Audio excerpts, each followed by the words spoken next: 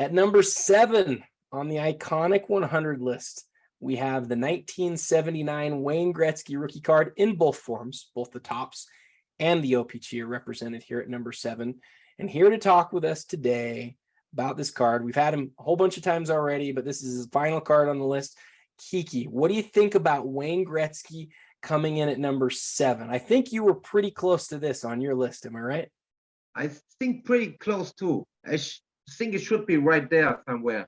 Yep. Because we're talking about the most iconic hockey card in existence, the most recognized hockey card in existence. So if we are talking about the best cards that everybody knew, everybody knows, we're talking about this one if we're talking about hockey. And of course, Wayne Gretzky, he's like the GOAT for all hockey players. He accomplished everything that you can imagine. And this card represents him perfectly. Beautiful blue border with it, and iconic set also. And in my opinion, what also many do not know, many do not understand the difference between Topps and O-Pee-Chee. O-Pee-Chee was only distributed in Canada, right, Adam? Yes, that's right. This was a Canadian product. It looks the same. The only difference is the Topps and the O-Pee-Chee symbols are like different. But overall, the O-Pee-Chee has a little bit more value than the normal Topps one, and that's why there's a little bit more a desire and demand for the O-Pee-Chee version. So my friend Jeremy Lee has educated me quite a bit on this particular card. In fact, we did a show here at PWCC. It was episode 2 of The Hobby on this card, and he walked us through some of the differences between O-Pee-Chee and Topps and how well made Topps was in comparison to O-Pee-Chee. And one of the things that we learned is actually in terms of rarity, they're about the same.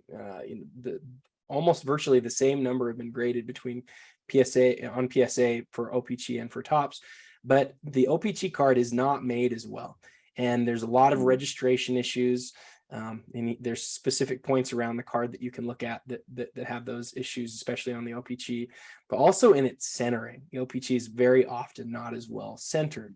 The reason that people like Jeremy have really taken the time to understand this card as well as they have, and the reason that we did a whole episode on it, it's like a half an hour long. You can go check it out. Here it's on YouTube. The reason that they've done that is because, as Kiki says, it's easily the most iconic hockey card. It's not close. And when I asked Jeremy about it, I said, try to describe to me how iconic this card is. And he said, it's the Michael Jordan 86 Flair of hockey. And it's not even close. There's not a close second.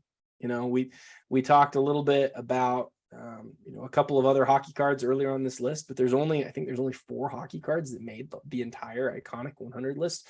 And that's partly because hockey doesn't sit in people's minds for card collecting maybe as high as baseball and as high as basketball and football, but this card on its own is more iconic than all but 6 cards. And to be honest, I could see it being above a couple of the cards that are coming up, Kiki. I really do think it transcends hockey, and it's one of the most iconic cards of all time. There's not much more to say about it than that. It is just the way you said it. It's the Michael Jordan or Flair rookie card of hockey, and all this or the Mickey Mantle and stuff like this. So this really fits. And if you're looking at about the most iconic cards in the whole world, it really makes me happy to see this one. It's very well deserved at number 7. That hockey card get such a high respect to that many people. I mean, not many people that are looking baseball and football are not into hockey, but even they understand how important this piece is.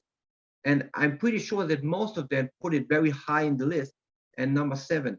And you mentioned Jeremy.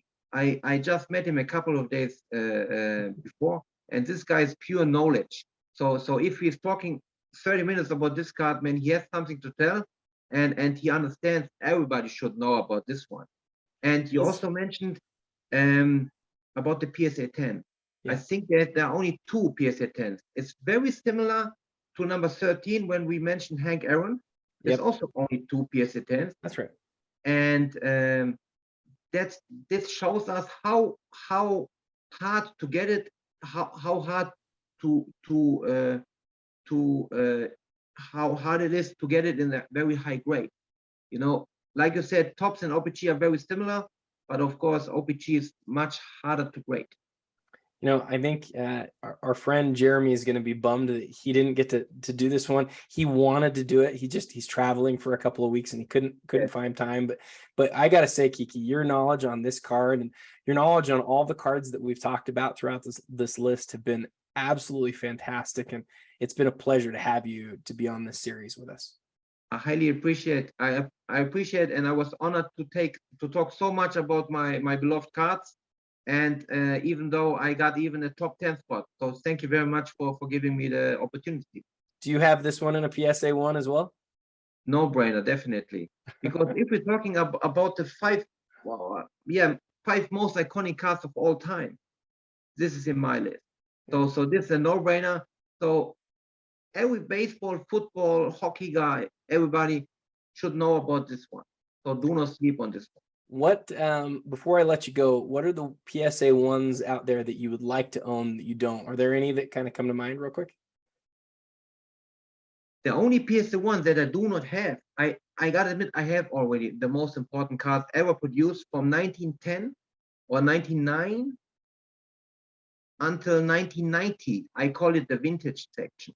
So Okay. for 80 years. The only card is not the sport card. The only other card that I'm still missing is the Black Lotus of Magic the Gathering.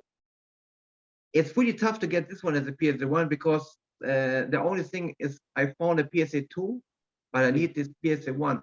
So this is actually the most demanded card, the most wanted card I'm still looking for. Oh, I love it. I love it. Well, again, appreciate all of your knowledge on the iconic 100 list. Tomorrow, guys, we will go to card number 6. I'll be joined by another guest. And until then, happy collecting.